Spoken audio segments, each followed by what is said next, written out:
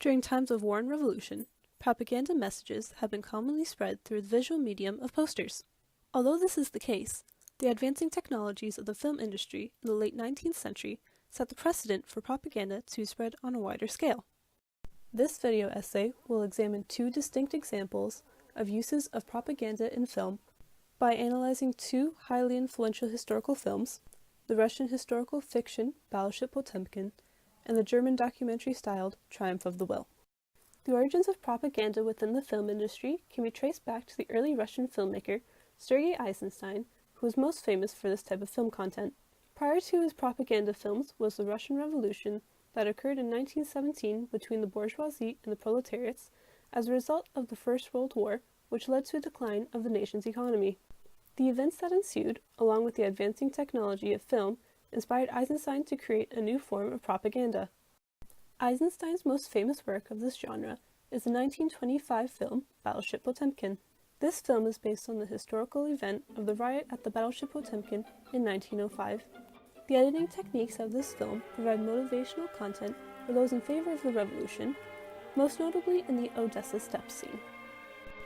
The following sequences from this scene show how it can motivate the viewer to become sympathetic to the cause.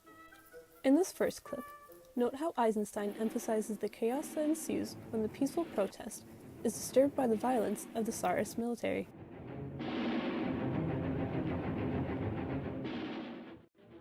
The use of downward motion of the workers towards the camera and the uniformity of the military that is motioning away from the camera shows the impending danger that the workers are facing and their lack of ability to fight back.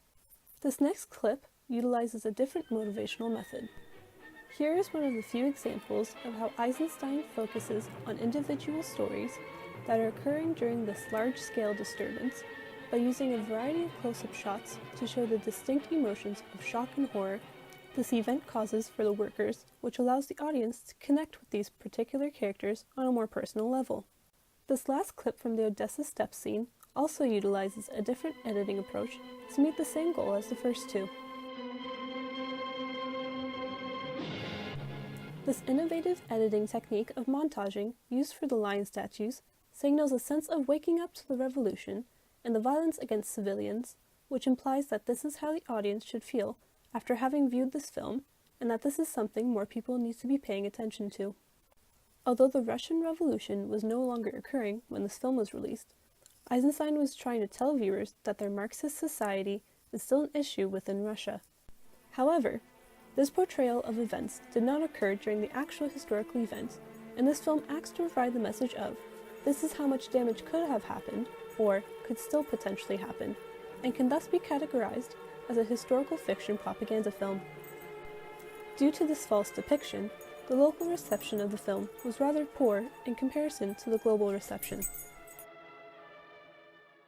Eisenstein ushered in the genre of propaganda films, and this would have a profound influence on the future propaganda films of Nazi Germany. Most of the German propaganda films were produced in the early years of Hitler's reign in Nazi Germany in order to motivate audiences in a different manner than Eisenstein. Hitler's propaganda minister, Joseph Goebbels, was deeply inspired by Battleship Potemkin to create propaganda films, and he worked closely with the German actress and director Leni Riefenstahl in order to produce such content. Together, Goebbels and Riefenstahl created films that can be categorized as documentary propaganda, the most famous being the 1935 Triumph of the Will, which documents Hitler's address to the German youth at the Nuremberg Assembly. These simple and inconspicuous filming techniques in this film are used to motivate the audience towards sympathizing with the side of the radical dictatorship over the victimized during this time period.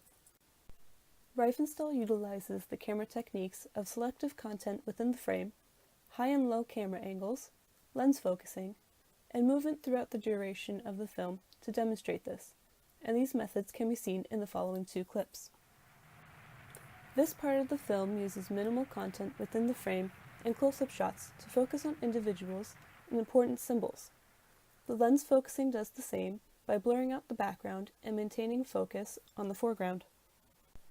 The low angles when Hitler appears show that he is both physically and conceptually higher up than everyone else due to his political position. This scene also utilizes panning in conjunction with a low angle to assert Hitler's dominance by the camera emphasizing his physical and unmoving position. This clip also shows a similar use of content within the frame, lens focus, and angles, but utilizes a long shot to portray the vastness of the audience. This is to show how much support Hitler is receiving as a dictator of the nation, and therefore attempts to alter the viewer's perception of the leader. Triumph of the Will was presented as a documentary, but it was later revealed that the order of events within the film does not match the actual timeline of events that occurred, and so it has been deemed as a false documentary. This film was not without other criticisms, as it was very controversial to show these types of films that had such strong political messages to the general public, and they were often banned from various countries or subject to censorship. Nonetheless, these propaganda films greatly utilized innovative filming techniques in order to motivate audiences in the way that classical propaganda would, due to their use of fictional content.